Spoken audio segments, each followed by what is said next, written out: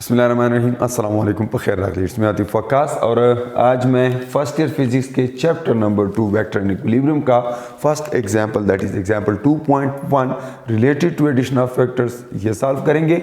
इसमें दो वेक्टर्स की इंफॉर्मेशन गिवन है, उनको ऐड करके हमने रिजल्टेंट वेक्टर फाइंड करना है।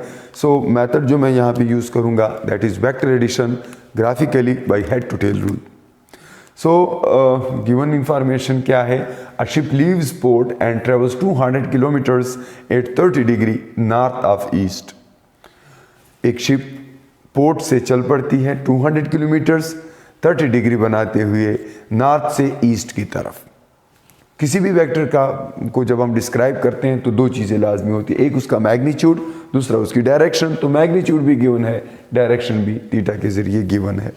फिर then it changes its direction and travels 350 kilometers in a direction 140 degree north of east। फिर वो ईस्ट के साथ 140 डिग्री बनाती हुए नॉर्थ की तरफ 350 किलोमीटर जाता है। तो ये एक दूसरा वेक्टर है जिसका मैग्नीट्यूड 350 किलोमीटर और डायरेक्शन जो है 140 डिग्री ईस्ट से नॉर्थ की तरफ। फिर वो अपने डेस्टिनेशन तक पहुंच जाता है एंड वो क्या पूछा गया है, calculate the straight line distance covered by the ship. So displacement find करनी है from starting position to the end point. Now given information अगर आप देखें तो S1 इज 200 किलोमीटर, इस direction is given by theta that is 30 degree north of east and then दूसरे vector का magnitude 350 kilometre है, एंगल उसका दिया गया है 140 डिग्री। रिक्वायर्ड क्या है, resultant of those two vectors. So मैं स्केल यूज़ करूँगा, ज़ाहिर है ज्योमेट्रिकल मेथड से मैंने इसे सॉल्व करना है। तो सबसे पहला काम जो आपने करना है, किसी भी वेक्टर को अगर हम ग्राफिकली ड्रा करते हैं, डिस्क्राइब करते हैं किसी भी पेज के ऊपर, तो हम सबसे पहला काम क्या करते हैं, कोऑर्डिनेट सिस्टम बनाते हैं। सो यहाँ पर सूटेबल कोऑर्डिनेट सिस्टम जो कि गिवन इंफॉर्मेशन के मुताबिक हो that is north and east. तो मैं यहाँ पर जियोग्राफिक कोऑर्डिनेट सिस्टम ड्रा करूँगा एंड दैट इज़ ये दो एक्सिस हो गए हमारे कोऑर्डिनेट सिस्टम के। इसमें एक नॉर्थ साउथ है और दूसरा ईस्ट वेस्ट, ये ठीक है। अब यहाँ पे हमने वेक्टर्स ड्रा करने हैं, ये हुआ हमारा कोऑर्डिनेट सिस्टम। ये नॉर्थ है, ये साउथ है, ये ईस्ट है और ये वेस्ट डायरेक्शन। सो दूसरा जो काम हमने करना है, दूसरा स्टेप क्या है, दैट इज स्केल। जब भी आप ग्राफिकल मेथड यूज़ करते हैं कोऑर्डिनेट सिस्टम बनाने के बाद आपने स्केल चूज़ करना है ताकि इन वेक्टर्स को ड्रा कर सके, क्योंकि 200 किलोमीटर्स में इस वाइट बोर्ड पर ड्रा नहीं कर सकता, ना आप पेज पे ड्रा कर सकते हैं। तो आपने क्या करना है, आपने इसको ऐसे स्केल के यानी अब इसके लिए ऐसा स्केल बनाना है कि इस वेक्टर को आप पेज पे ड्रा कर सकें। मैं यहाँ वाइट बोर्ड पे ड्रा कर सकूँ तो मेरे लिए मुनासिब जो है वो ये है कि मैं 25 किलोमीटर को 1 सेंटीमीटर के या 1 इंच के बराबर लूँ, क्योंकि मेरे पास जो स्केल है वो इंचज़ में कैलिब्रेटेड है। तो मैं क्या कर लेता हूँ, सूटेबल स्केल है तो मेरे लिए मुनासिब क्या है, स्केल ये है कि मैं 25 सेंटीमीटर को किलोमीटर्स को 25 किलोमीटर को मैं 1 इंच कंसीडर कर लेता हूँ। तो अगर 25 किलोमीटर 1 इंच है तो 200 किलोमीटर्स जो कि S1 है वो क्या हो जाएगा, वो हो जाएगा जी 8 इंचेस, क्योंकि 8 टाइम्स 25 गिव अस 200 किलोमीटर, तो ये 8 इंच हो जाएगा। एंड S2 यानी दूसरा जो वेक्टर है, अगर इसको मैं 25 पे डिवाइड करूं तो इससे मेरे पास आ जाता है 14।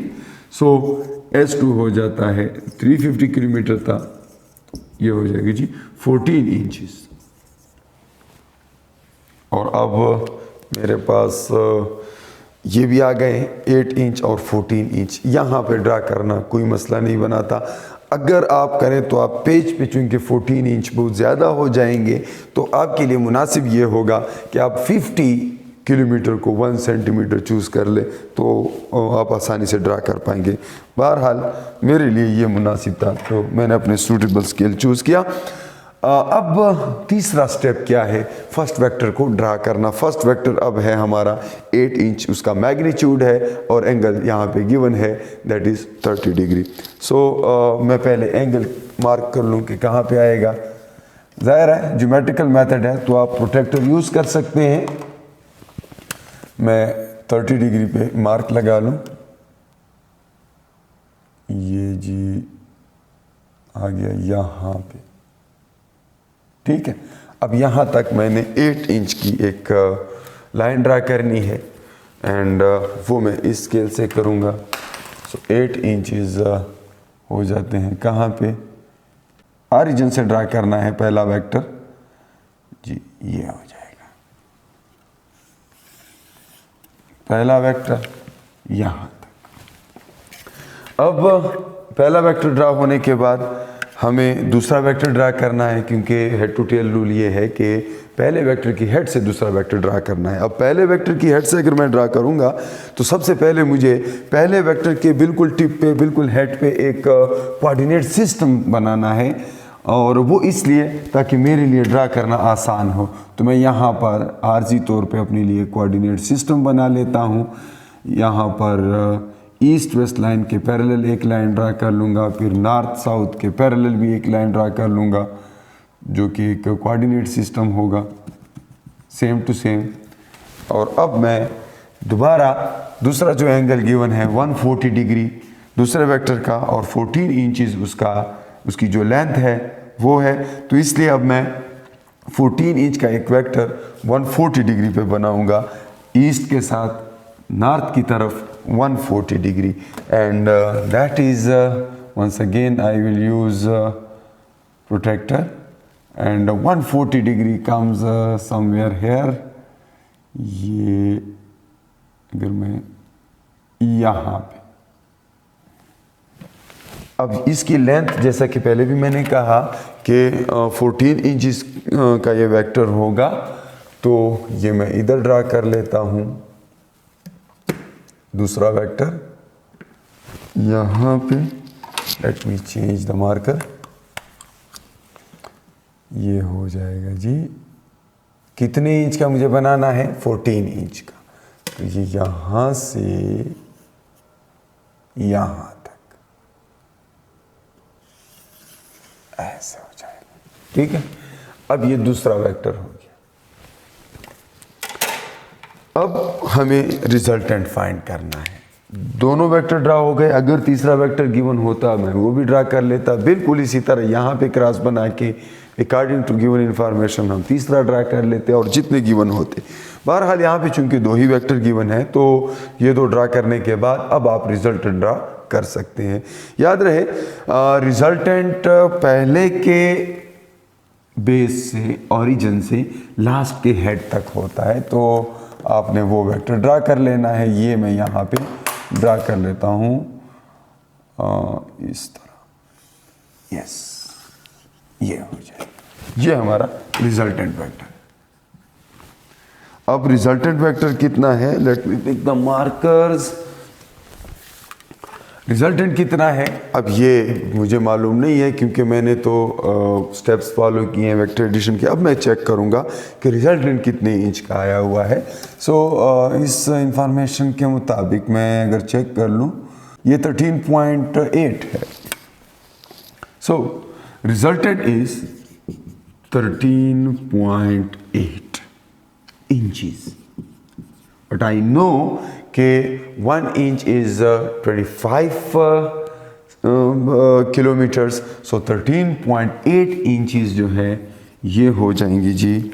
अगर मैं इसको अगेन अपने ओरिजिनल उसमें चेंज कर लूँ, यूनिट्स में चेंज कर लूँ। रिजल्टेंट को मैंने यहाँ पर एस कहा हुआ था, तो मैं इसके लिए सिंबल चेंज कर दूँ और इसको अपने ओरिजिनल यूनिट्स में कन्वर्ट करूँ, तो ये मैं मल्टीप्लाई कर दूँगा अपने चोजन स्केल से 25 किलोमीटर से, और इससे जो भी मेरे पास आएगा वो रिजल्ट होगा। सो यहाँ से हमें क्या मिलता है, 13.8 multiply 25 and we get 345 kilometres. So 345 kilometre is the result. And angle इसका क्या होगा, let me check it. Angle ये क्या बना रहा है। वंस अगेन हमें ज़ाहिर है ग्राफिकल मेथड में, ज्योमेट्रिकल मेथड में आप ज्योमेट्रिकल इंस्ट्रूमेंट्स यूज़ करते हैं। So angle is round about 106 degree, 106 degree. So this way you can draw resultant vector or you can solve a problem. So यहाँ पर शिप जो है इस पोर्ट से, इसको मैंने ऑरिजिन माना था, पहले इधर जाता है फिर यहाँ से यहाँ जाता है, ये इसका resultant displacement. This way we can add two vectors using graphical method and it's very easy. इसमें थोड़ा सा ये होता है कि ड्रा करते हैं तो इसमें गलती के चांसेस होते हैं, तो बेहतर ये होता है कि अगर आपको ये कहा नहीं गया कि आप हेड टू टेल रूल से करें तो आप इसको एनालिटिकली भी सॉल्व कर सकते हैं। एनालिटिकल मेथड ये है, मैं उसके सिर्फ स्टेप्स बता दूं, आप इसकी प्रैक्टिस कर सकते हैं। एनालिटिकल मेथड ये होता है कि आपने पहले वेक्टर के कंपोनेंट्स बनाने हैं और दूसरे वेक्टर के भी कंपोनेंट्स बनाने हैं। एक्स कंपोनेंट्स को आपस में ऐड करना है, वाई कंपोनेंट्स को आपस में ऐड करना है। पहले वेक्टर के अगर मैं कंपोनेंट्स बनाऊं, थोड़े से कुछ स्टेप्स मैं कर लेता हूं। S1 का x कंपोनेंट होगा S1 cos थीटा 1 और S1 का y कंपोनेंट होगा S1 sin थीटा 1। फिर इसी तरह S2 का x कंपोनेंट जो होगा that would be S2 cos theta 2 और इसका y कंपोनेंट होगा S2y would be S2 sin theta 2। ठीक है, और फिर आपने क्या करना है, दोनों के कंपोनेंट्स जब बन जाएंगे तो x कंपोनेंट को आपस में ऐड कर दें। ये हो जाएगा S1x प्लस S2x, इससे आपके पास रिजल्टेंट का x कंपोनेंट आ जाएगा। और फिर जब आप y कंपोनेंट्स को आपस में ऐड करेंगे तो इससे आपके पास रिजल्टेंट का y कंपोनेंट आ जाएगा, that is S1y plus S2y। और जब आपके पास रिजल्टेंट का x भी आ जाएगा, रिजल्टेंट का y भी आ जाएगा, तो फिर आप पाइथागोरस थ्योरम यूज़ करेंगे और आसानी से अपना रिजल्टेंट फाइंड कर सकते हैं। आर एक्स का स्क्वायर प्लस आर वाई का स्क्वायर और होल अंडर द रूट, इससे आपको मैग्नीट्यूड ऑफ रिजल्टेंट मिल जाएगा। फिर जब आप देख लेंगे कि जी जो रिजल्टेंट वेक्टर है, रिजल्टेंट वेक्टर का वाई कंपोनेंट आपके पास पॉजिटिव आ जाएगा और रिजल्टेंट का एक्स कंपोनेंट आपके पास नेगेटिव आया होगा। मैं ये इसलिए कह रहा हूँ कि ये सेकंड क्वाड्रेंट में है, तो आपको ये इंफॉर्मेशन यहाँ से मिल जाएगी। तो आपने थीटा फाइंड करने के लिए क्या करना है, सेकंड क्वाड्रेंट का फार्मूला यूज़ करना है, and that is tangent 180 degree minus tangent inverse absolute R Y by R X. So इस तरीके से फिर आपने थीटा फाइंड करना है। तो ये जो तरीका है, इससे आपके पास गलती के चांसेस थोड़े कम होते हैं। ये एनालिटिकल मेथड है, जबकि ये ग्राफिकल मेथड है। सो आपकी मर्ज़ी है आप कौन सा मेथड चूज़ करते हैं। मुझे इजाज़त दें, अल्लाह हाफिज़।